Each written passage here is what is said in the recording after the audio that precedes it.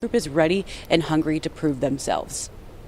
Yeah, that's exactly right. And we'll get a little bit more on Gunnar Stockton making his return back to New Orleans in just a moment. But here's what Kirby Smart had to say earlier this week about his team's identity going into this year. You grow and create an identity throughout the year of what that team is. And every year it's been different. I mean, our teams have changed. The two national championship teams that were back-to-back were very different. So there's a hunger there. There's a drive there. There's guys in the room that stand up and talk, and their first time being with our team and really experiencing things was the TCU game out in California, and now they're at the end of their ride. And for them, it's like, I always thought that it would come easy, that it would just happen naturally, that it was a given that you would be there, and nothing is given. I mean, you go completely undefeated the following year, lose one game, and don't make a playoff. It wasn't the 12-team playoff format, so you don't even make it. Then the next year you make it and you get beat by a Notre Dame team. So you don't control a lot of that. You control your preparation. You control your thoughts, habits, and priorities, and we try to center our attention around that. I don't look at this team and say, oh, well, they're a failure if they don't win a national title. Championships are what we all want. Trust me, we all want to get them. But it's the ride and the affecting young people's lives along the way that we really do this for. And that means a lot to me, especially as I get older and up in age. Is what kind of relationship do I have with those guys? Will they come back to the program years from now? Are they invested in that G on that helmet? And that matters a hell of a lot more to me, that they feel like they were a part of something bigger than themselves. Many great points in there from head coach Kirby Smart. One of them, I think, being one of the most prominent ones, Alyssa, is the fact that these championships are not given. These are earned, and especially with the expansion of the 12-team playoff, this is becoming an increasingly more difficult ride for all these colleges and big programs. So Georgia, a powerhouse a few years ago, winning back-to-back national championships. Now the road back to getting a title is much more difficult for them. Yeah, we all know, even Kirby Smart saying that resumes don't often dictate outcomes. So experience aside, once that scoreboard lights up and the first kick happens, it really is anybody's game. And they experienced that last year. I mean, he said he's not necessarily drawing on their experience from last season because of all those unnecessary and just weird circumstances surrounding the game, being on lockdown, being forced to stay an extra day, team activities interrupted, practices changed as well. So you can't necessarily draw on those experiences, but he does say maybe it has these guys feeling a little bit different type of way coming into this one. I think both teams definitely have a chip on their shoulders. Yeah, speaking of feeling a different type of way, Gunnar Stockton definitely feeling some different type of way heading into his second time playing in the Sugar Bowl. As you mentioned earlier, Alyssa, he was making his first start as a Bulldog in New Orleans last year on this day, and now he finds himself back in the same position. Both head coaches and even Gunnar himself had some great sound about that earlier in this week. I believed, I could play and everything, the whole part, but actually going through a whole season has helped a lot, and just making me feel like, hey, I can do this. I have banked reps at plays and all this stuff. So I feel like the biggest part is just the season going through it. It's different when he hasn't been really working with us and had the same confidence in us. And I think that this year, after having a whole off season and now having a whole season to work with us, he's grown a lot more confidence in just standing in the pocket, making throws, and trusting his O-line to do the job, and just trusting his teammates to do the job. And as for our offensive line, I think that our one goal is to run the rock, and we've done a lot better job than last year. I've always known his wiring and his competitive character and how he played the game, and doing a really good job of taking care of the football. And I think he's really smart, and it shows up on tape, and understands coverages and leverage and where to go with the football. That piece of it, we kind of knew what we were getting going into it. I think he's gotten continually better throughout the season, and that's even games that they didn't have success. It wasn't not based on the ball didn't go to the right guy, or he didn't read it right, or he didn't make the right decision. The accuracy in that game might have been a little off in some of those things, but I know last time we played him it wasn't. And he made a lot of really good decisions and made a lot of plays, and I think it's really key for us on base downs to not allow him to extend plays with his legs. You got to create some third and longs by creating negative yardage plays early so you can have a plan for them. But they're really balanced in the run game on base downs, and so it's tough to account for the run game and him extending plays when they do pass it. So we got to be really sound up front and make him be a pocket passer and try to beat us with his arm, which he's shown the ability to do. And we got to be able to change the picture on him and make him go to a second read. But he's a veteran guy. He's got a lot of competitive character you can see on tape. You can tell the guys around him play really hard for him. He's got a really good command of the huddle. So, yeah, it's going to be really tough. There's anyone who knows what it's like to stop Gunnar Stockton and how important that is going to be tonight in the Sugar Bowl, it's head coach Pete Golding, because he was the defensive coordinator just back in October when the Rebs and the Dogs met for the first time. Gunnar Stockton putting up 5 total touchdowns and leading the offense to over 500 total yards in that game. So definitely is going to be a crucial piece for the Rebels if they want to play spoiler tonight against Georgia. Alyssa, something I wanted to mention really quick is the fact that we have talked about this a lot this week. It's definitely prominent going into today, and especially after the Miami and Ohio State game last night. This rest versus rust conversation starting to become a little bit more prominent right now. The top 4 seeds from last year and with Ohio State losing last night, now 0-5 in the 12-team college football playoff. Is there going to be any big impact that you think we'll see tonight with Georgia having this long rest off? Oh, totally. I think that Ole Miss has all the energy and momentum riding into this one. They have the leverage there just because they did play more recently. And Kirby Smart said that, maybe they relook at that playoff structure and they play every single weekend. Even Dan Lanning said on game day this morning, hey, why are we not playing every single weekend all the way through? It's what college football is about. You play on Saturdays and then you play on the following Saturday. Why isn't that tried and true happening here in the college football playoff era? Well, you look at the layoff that Georgia had faced last season. Obviously, it was a bust for them. They fell to Notre Dame. That's why Kirby Smart said, let's take a look at this and maybe try something different. So when he was presented with Tulane and Ole Miss, he separated his assistants and said, I want you to do a deep dive on each season. And then once we find out who we're playing, we're going to go all in on Ole Miss. But he didn't solely focus just on Ole Miss. He looked at the NFL, he looked at even Division II. He looked at every team across the board. What are they doing and how can it help us? So I think we're going to see a different result, maybe a little bit more fire coming out of Georgia because of this, but it is really hard to replicate Ole Miss because, when you have a scout team that is so young, who are you really facing? Yeah, that's a great point. And you kind of have to take last year's loss to Notre Dame for Georgia with a grain of salt because that was Gunnar's first start. It was the first time that Georgia was playing on the field without Carson Beck in his place. So that loss may be one of the 5 now that is out there that is the one that you can maybe say that might have been a little bit of a fluke. We'll see if that rings true again for the Dogs tonight. But here's what everybody had to say heading into the long rest and into the game tonight. The biggest part is not being complacent or relaxed and being like, we got this. Like I said, we just still got to show up and play our best ball. I thought you all can be more prepared. This one thing you can go through, but ultimately in these type of games, it all starts with the mind. You're away from your home or away miles away, so you got to understand what type of trip this is. It's a business trip. Anywhere do you go that long in a team sport without playing a game when you're in a rhythm of playing a game, right? They don't have March Madness and say, hey, let's sit out 30 days and then come back and play March Madness. Baseball, they don't do that. They just don't do that in sports. You play, you have a rhythm, you get going. Ours is very unique in that regard in terms of the setup for the break. And that may change in the future, I don't know, but I know I talked to several coaches in the playoffs about that exact thing, and there were a lot of them that wanted an ability to play a game in between those two because you're going to find out more about your team. I mean, if you're not good enough to win that game, you're certainly not going to win the next 2 or 3. So it is what it is. Everybody tries to spin it as an advantage, whichever way they take it, and nobody really knows what the advantage is because you can lose a player, you can get somebody injured when you play those games. But we've taken a different approach to it this year. We're going to see how it goes. I don't think the outcome of the game defines the approach. I think it's simple as saying, well, it doesn't work if you don't play a game. Not necessarily true. How did you play in the game? What were the factors that contributed to winning and losing the game? And we'll see that tomorrow night.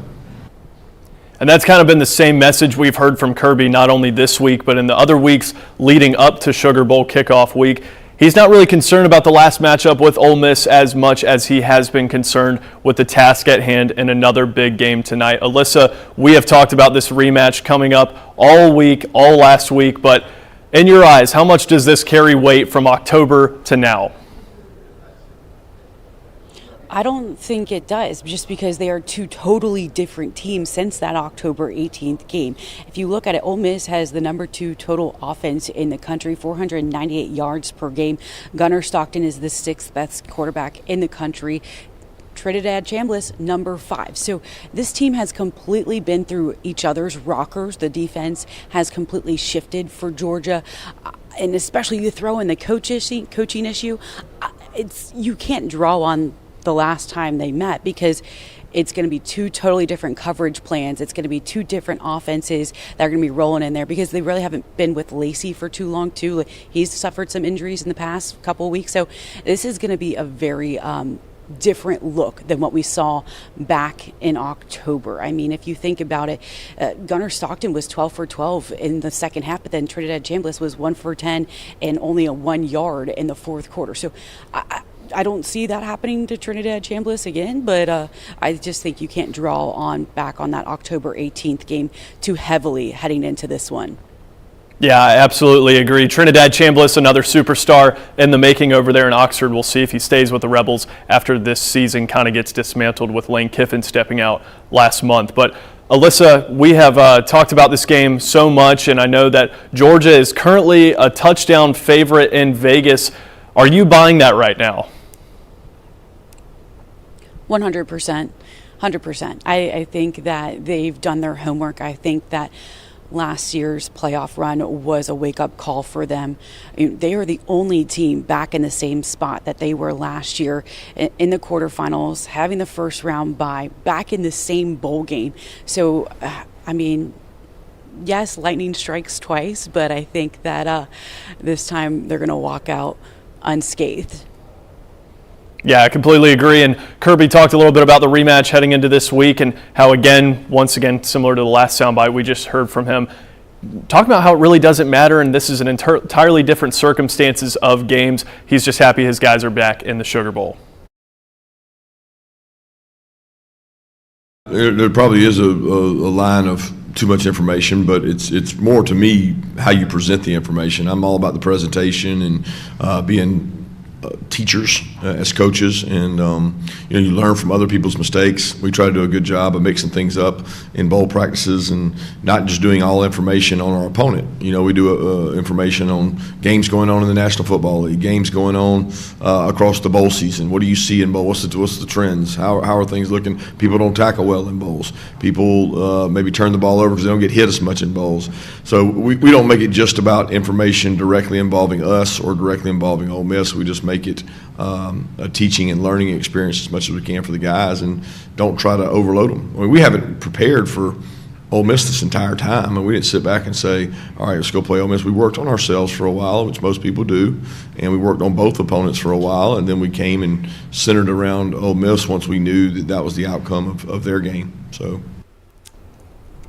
Yeah, so we know that paralysis by analysis can truly be something. Maybe that happened a little bit last year heading into the Notre Dame matchup for Georgia. Obviously, Kirby's saying right there that he doesn't want to put too much information in his guys' heads. And Alyssa, you made a good point about a little bit more of that sound that was on the tail end of that soundbite from Kirby, talking about how they've really looked across the country when it comes to comparisons that they can draw for themselves, what's working in other college football playoff games, what's working in those NFL games. So what would you think is the kind of preparation that Georgia has done for this year, maybe compared to last year in terms of not overfeeding them information?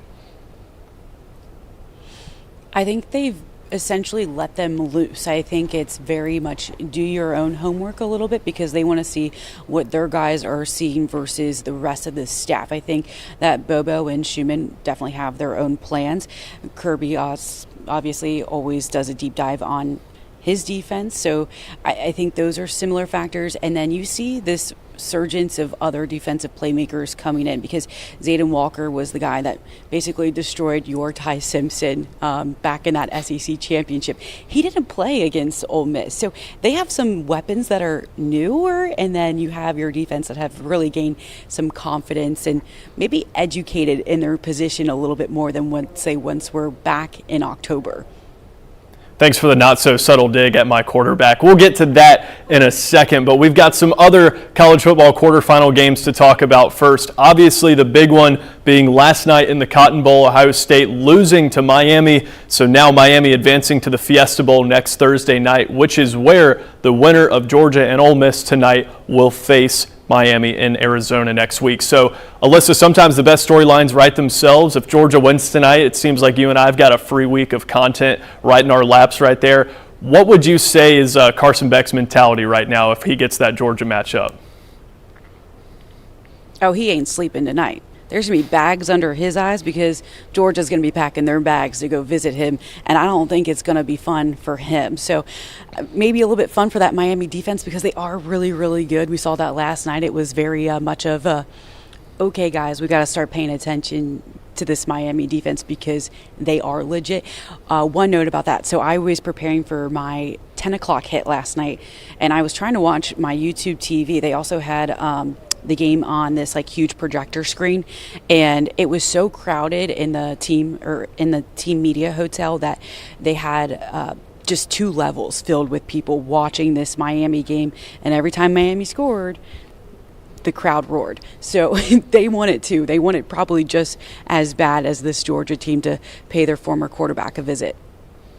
Yeah, I don't know how much there is bad blood. You know, you look at some of these other guys who transfer out of a school, maybe end up playing each other down the line. But Carson Beck did do a little bit of good stuff for Georgia, not leading them as far as Stetson Bennett had before him, but I'm sure he is looking forward to that matchup. We heard from Mario Cristobal, Miami's head coach, and head coach Ryan Day of Ohio State after the game last night. Here's what they had to say after the semifinals.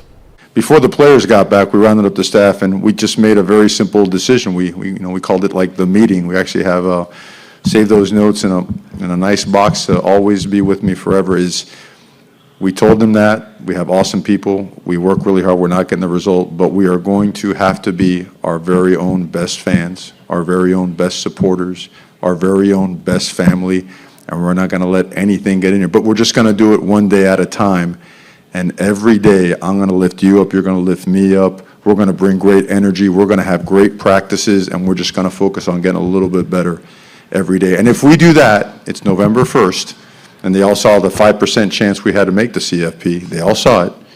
They said, if we do that at the end of the season, we will have an opportunity to continue playing into the postseason. And we just stuck to the plan. That's why I love those guys and what they stand for. You know, like when they say they're getting ready to get back to work and get on the next one, it's what they are. They're kind of, that's their DNA, but that's the way we've been working hard to wire our team. And probably most importantly, we have a long way to go. But we are getting better in really good chunks and really good increments. So certainly looking forward to doing it again. Well, I felt like it took us a while to get into the rhythm of the game. I thought we did coming out of the second half. And by then, it was going to take a very, very efficient second half to win the game. Being down 14-0. But I felt like at that point we got into a rhythm, and when we had that drive there where we took a shot, it was incomplete, and the next play was a hold that got us way behind the chains, and that was the drive that we needed to go win the game. And when you have a start the way that we did, you put yourself at risk of having to be really darn near perfect in the second half to go win a game. So we put ourselves behind the 8 ball. We worked really hard during the last 3 weeks leading up to this game to come out of the gates and win the first quarter, win the first half, be ready to go. I thought we had an excellent plan on that and what we did. I think the guys bought into it, but at the end of the day, we didn't get it done. And that starts with me, and it goes down from there. So, I take responsibility for not getting the guys ready, as you know, we spent an inordinate amount of time putting the plan together to get everybody ready to go play in that first half, and we didn't win the first half. So, we got to figure out why that was and learn from it. So as we talked about earlier in the show, top 4 seeds now 0-5 in the college football playoff since the start of the 12-team playoff last year. Ohio State becoming the next on that number, falling to Miami last night. So down goes the defending national champions. In comes Miami, a team that many people may have said shouldn't have deserved a playoff spot, now heading to the college football playoff semifinals next week. Alyssa, I know we just talked about Carson Beck in Miami. Let's go ahead and jump into the game happening right now. Texas Tech and Oregon, not as prominent for what Georgia's path could be, but one of these two teams maybe end up seeing Georgia in the national championship if they make it that far. Yeah, I think that Texas Tech-Oregon game is going to be intriguing, to say the least. I think Oregon comes in with, they have just enough to get them there. I think Texas Tech is the better team. They have more spread options. They have better guys and better positioning to basically, overpower them over Oregon, so to speak. I think that Texas Tech is the one has been that. Going back to what Kirby Smart said, right? They're hard to kill. I think Texas Tech is hard to kill. Yeah, I completely agree. That game currently going on down in Miami at the Orange Bowl right now. Oregon has an early 3-0 lead over Texas Tech. And then I hate to say it, but we got to talk about it. The granddaddy of them all happening at 4 o'clock Eastern in Pasadena, California. Indiana taking on Alabama. Obviously, Alyssa, you know my standpoint on who I think is going to win this game, but who do you got? And don't shave anything off, brutally honest.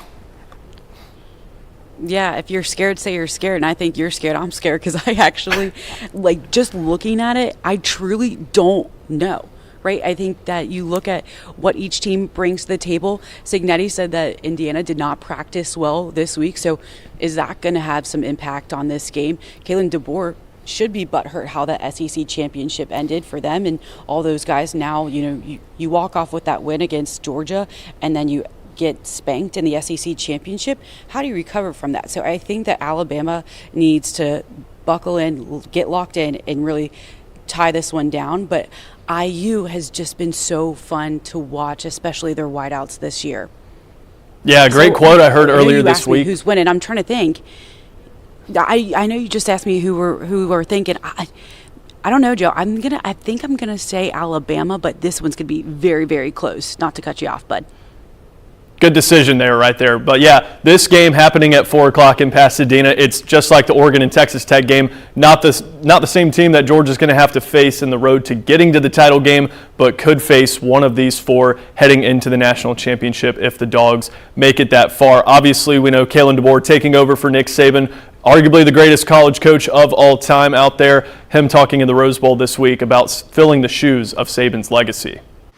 Yeah, I think the biggest thing is I have an appreciation for Coach Saban, and it was very easy for me to understand what his take was going to be on it or how he wanted this to continue on. And just think about it, he put all this time into this program to make it what it is. And to me, the legacy continues when the program continues to grow and improve and be better, even when you're done. And I think that's the way he's always been. When he's there, whenever you need him. I know he has his way with the media and how he's got to handle things, with different teams and such. But I know that he's still rooting for, the Crimson Tide. And, there's a lot of players on our team that he still recruited and brought in, and he cares about them and just wants to see them be successful and realize the dreams and the goals that they had when they first committed to coming to Alabama. So just trying to carry on the legacy of not just Coach Saban, but all the great coaches, all the great players that came here to make this place what it is. And so we play for that. We play for the program to make it better for those that come after us too. Well, he's surely no Nick Saban, but he's also surely no pushover. Kalen DeBoer leading the Crimson Tide into his first ever college football playoff, now first ever college football playoff quarterfinals in Tuscaloosa. So, Alyssa, we already talked about the Miami of Ohio State game. That already happened last night. We know who's advancing on in that one. We talked about the Texas Tech-Oregon game. We've talked about the Alabama-Indiana game. We've talked a lot about the Sugar Bowl tonight, but I need to know who is walking out of New Orleans with a taste of sugar.